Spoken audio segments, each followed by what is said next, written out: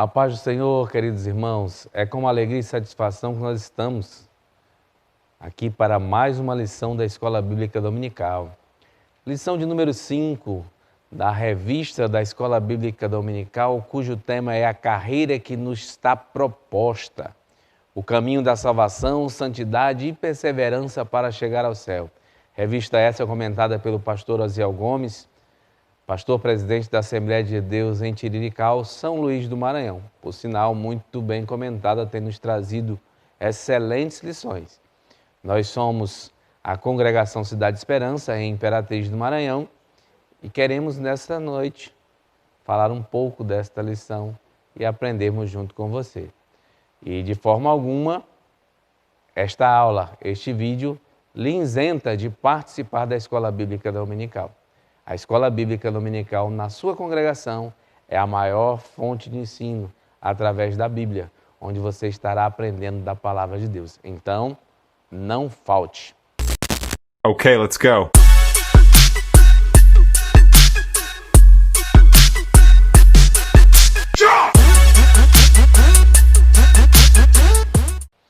A lição de número 5, ela tem como tema os inimigos do cristão.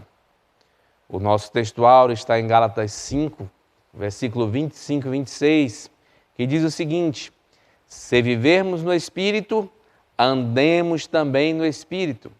Não sejamos cobiçosos de vanglórias, irritando-nos uns aos outros, invejando-nos uns aos outros. Gálatas capítulo 5, versículo 25 e 26.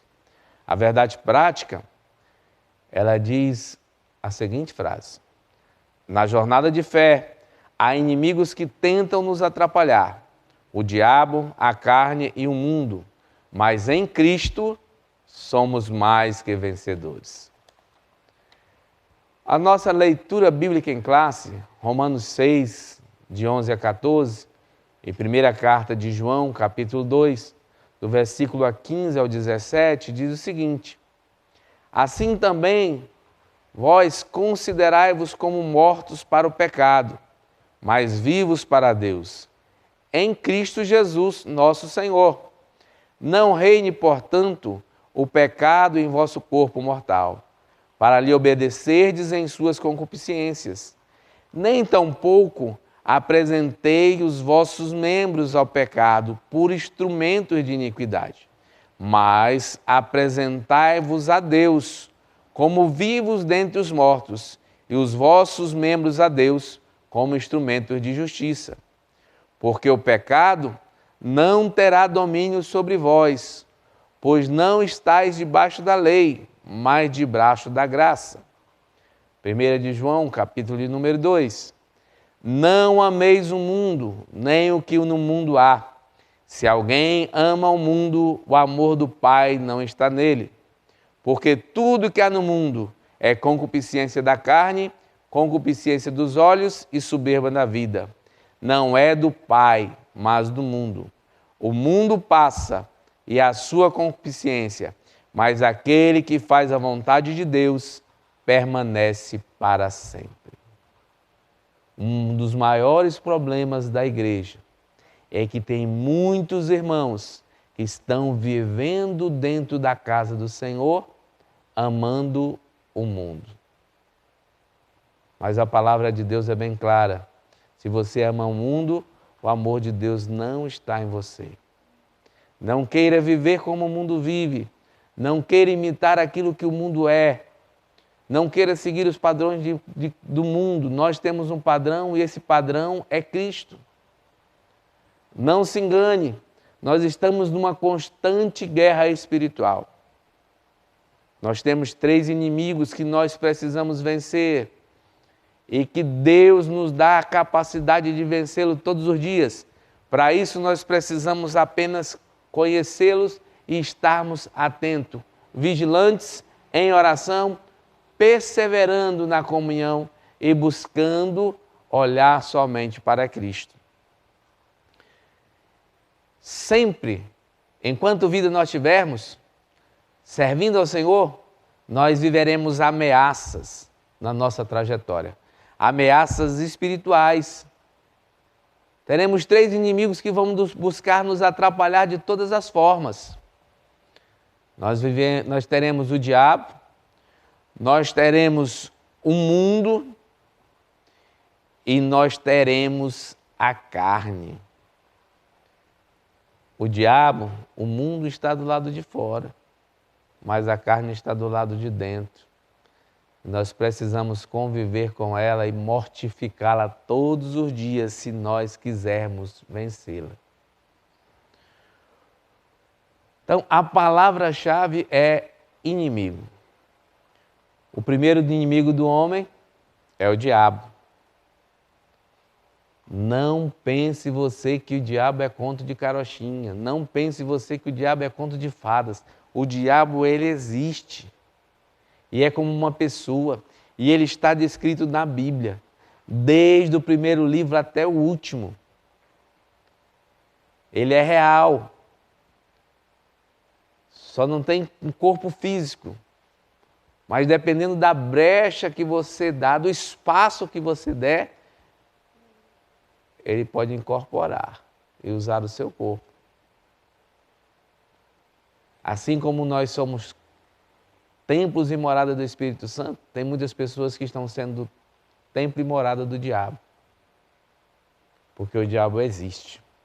Mas nós precisamos entender que nós temos condição de combatê-lo, de vencê-lo, se nós estivermos em Cristo Jesus. Então, preste bem atenção, o próprio Jesus Cristo, ele menciona no seu ministério e atesta a realidade de Satanás. O próprio Senhor Jesus Cristo vai falar acerca disso. Não se deixe enganar. Então, o inimigo, ele tem a sua descrição. Primeira coisa, ele é um ser espiritual que pertencia à ordem angelical dos querubins, sendo o mais exaltado entre eles. Ele vai pecar, ele vai desejar ser maior do que Deus e com isso ele vai ser expulso do céu. E a situação é tão séria que em Judas vai se falar que o arcanjo Miguel vai estar contender com o inimigo acerca do corpo de Moisés. E mesmo ele, mesmo o arcanjo, ele não ousou pronunciar de juízo de maldição contra ele. Satanás é o chefe dos anjos caídos e ele possui poder.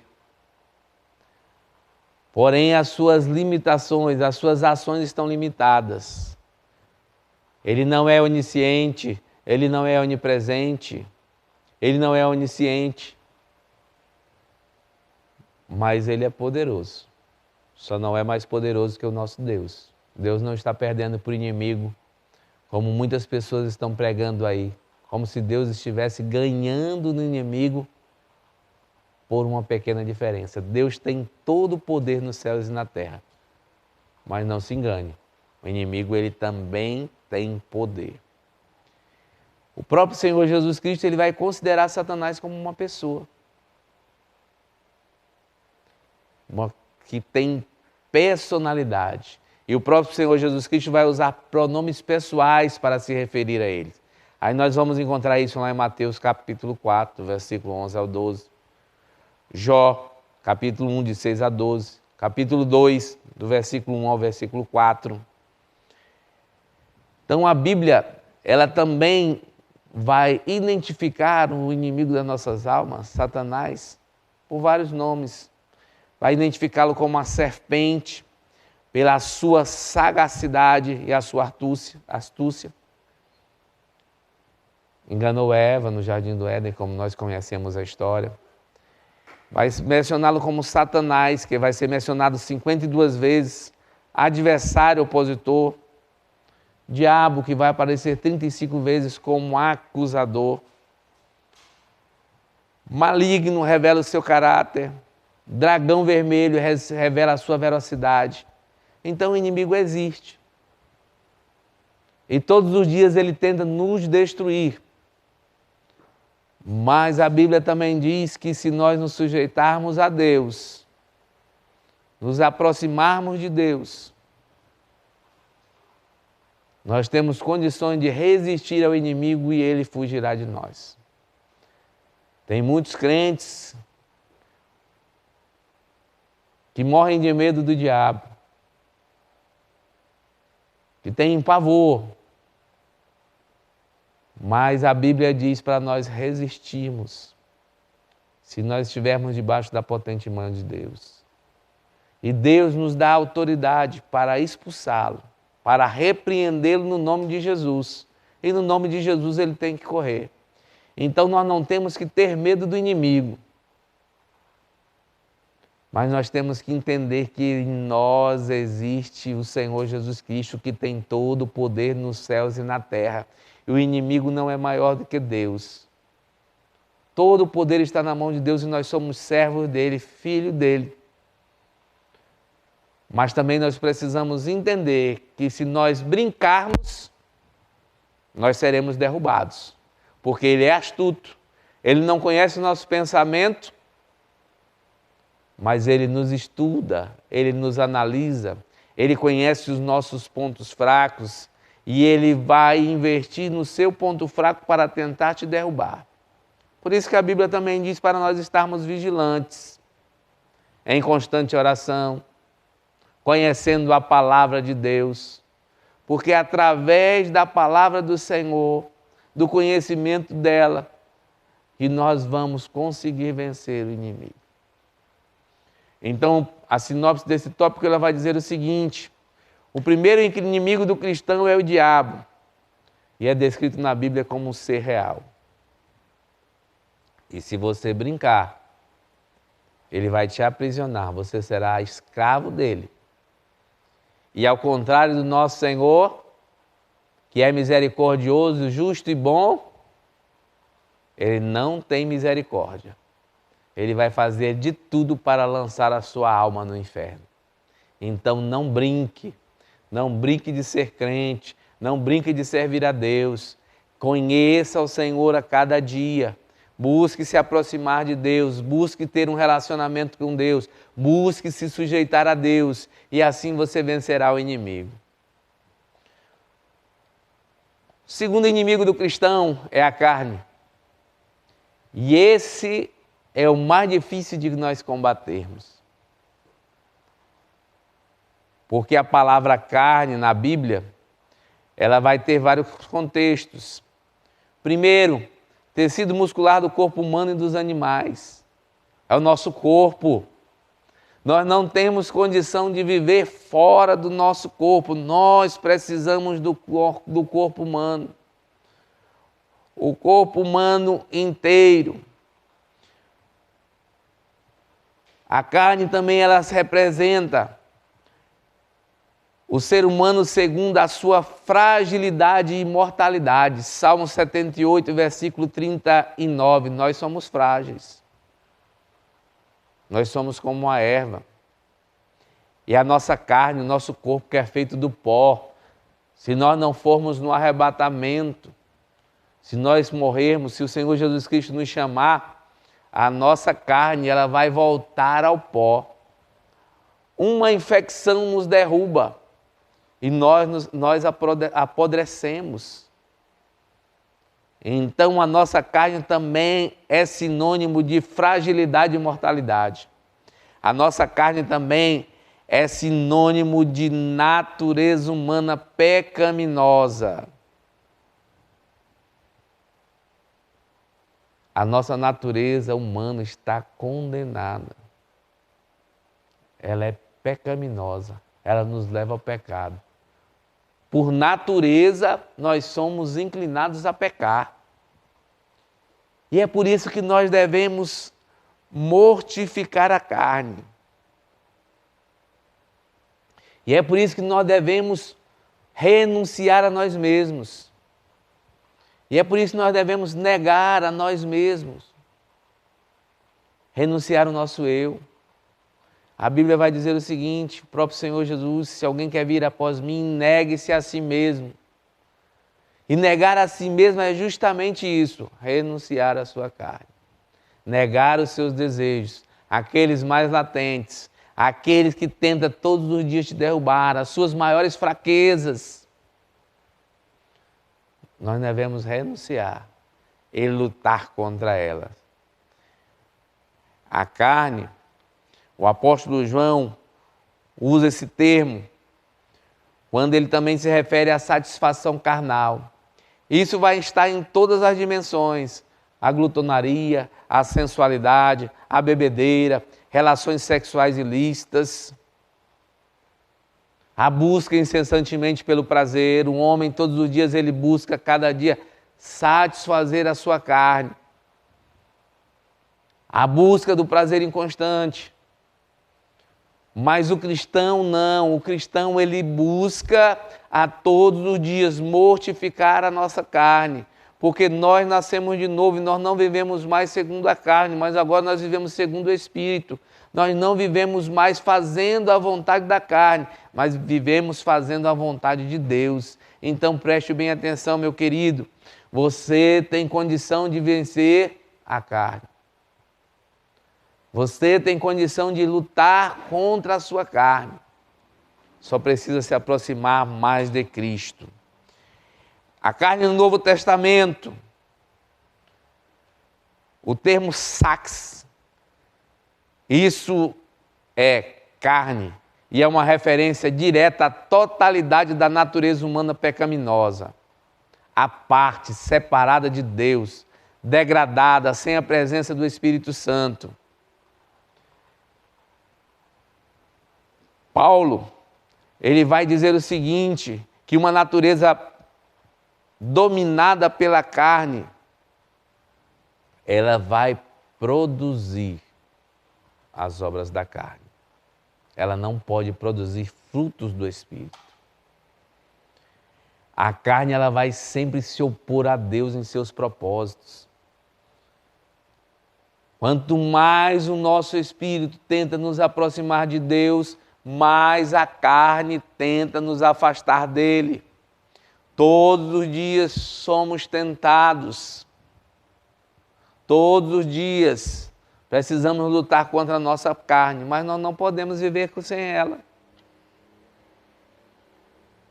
Então nós precisamos vencê-la, e nós vamos vencê-la à medida que nós mortificamos. E como é que nós mortificamos a nossa carne? À medida que a gente ler mais a Bíblia, à medida que a gente tem uma vida melhor de oração, à medida que a gente tem uma vida de jejum, à medida que a gente busca comunhão com Deus, e à medida que nós fazemos isso, nós mortificamos a nossa carne e vamos enfraquecer ela. À medida que a nossa carne enfraquece, o nosso espírito se fortalece. Agora, se você usar os seus olhos, que é a janela da sua alma, para coisas ruins, você fortalece a sua carne. Se você se deixar levar pelas coisas que você escuta, pelas coisas que você vê, pelas coisas que o mundo oferece, você fortalece a sua carne. E se a sua carne está fortalecida, o seu espírito está fraco. Então nós precisamos vencer. Então, meu querido irmão, dentro dos nossos maiores inimigos, nós temos o diabo, que a gente resiste ele e vence. Nós temos a carne, que é a nossa natureza pecaminosa, que nós precisamos ver, mortificá-la, para nós termos uma vida em espírito. E o nosso terceiro inimigo é o mundo. E a Bíblia, quando ela fala de mundo, ela fala de algumas situações, não é? Terra, planeta Terra, conjunto de nações conhecidas, a raça humana, o universo.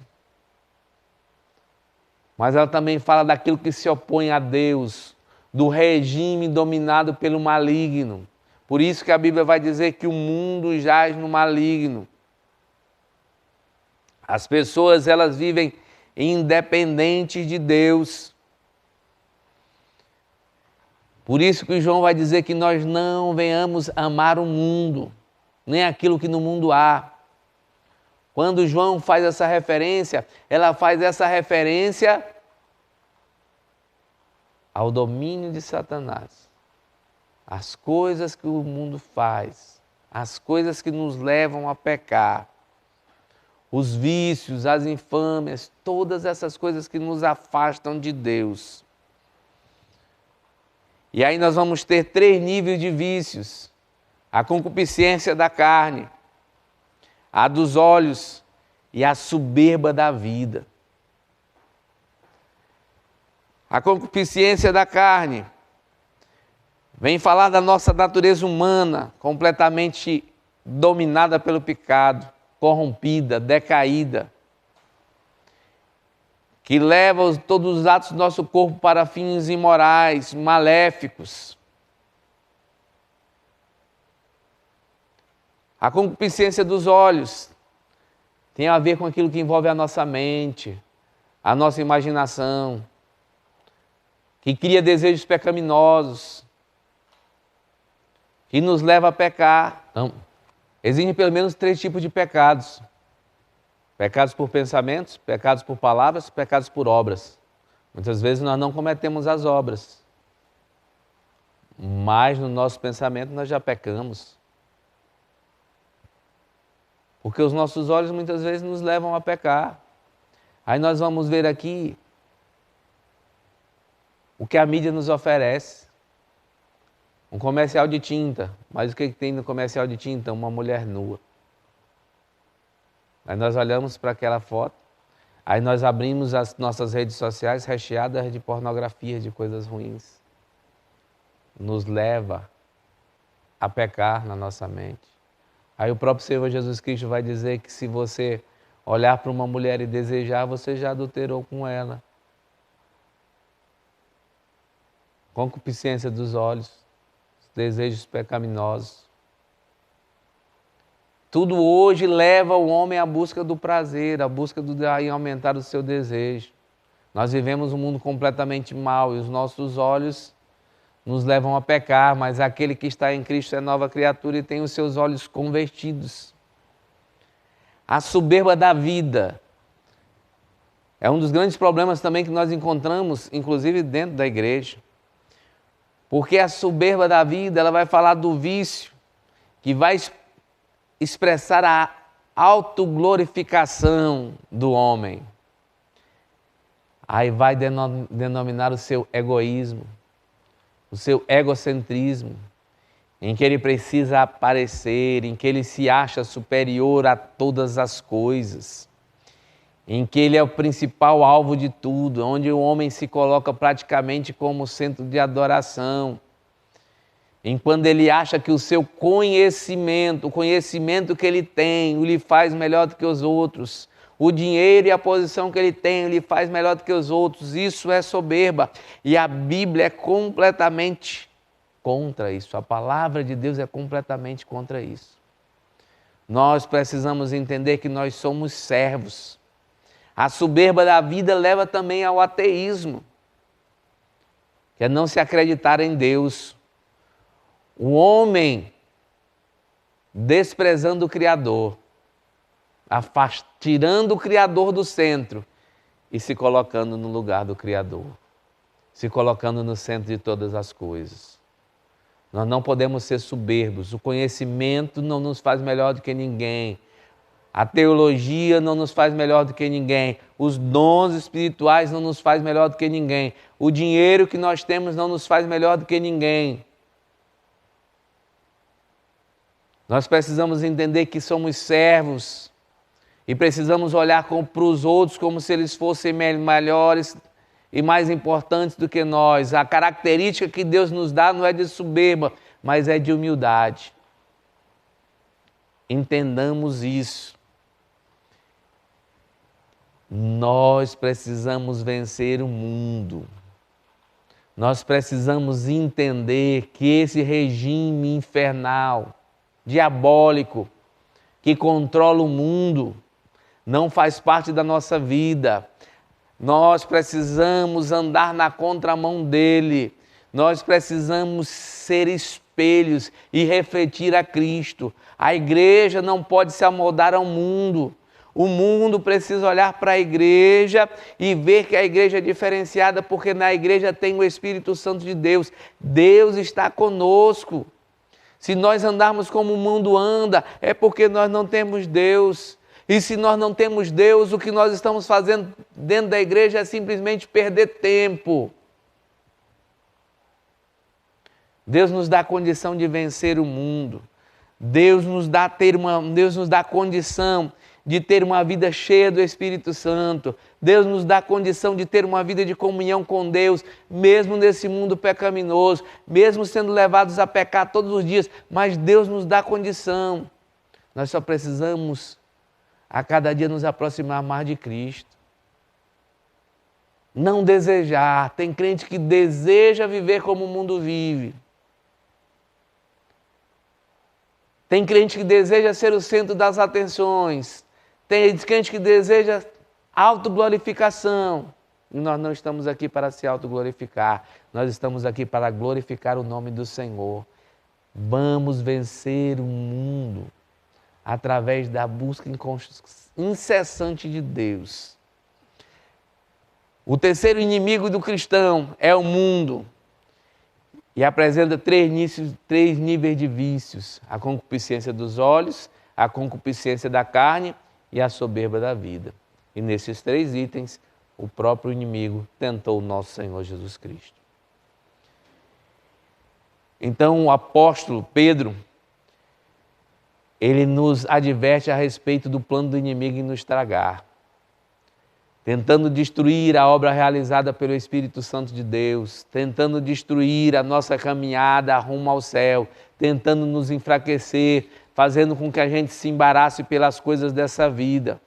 Mas nós temos o Espírito Santo, o Espírito Santo habita em nós, o nosso Senhor é o nosso refúgio, é a nossa fortaleza, e Ele nos fortalece todos os dias e nos dá a condição de vencer. Então nós não podemos ceder aos ardis de Satanás, nós temos que caminhar rumo ao alvo, sabendo que aquele que está conosco tem todo o poder nos céus e na terra. Por mais que o inimigo tenha poder, mas o maior poder está na mão do Senhor, e Ele tem o poder, todo o poder está nas mãos dEle.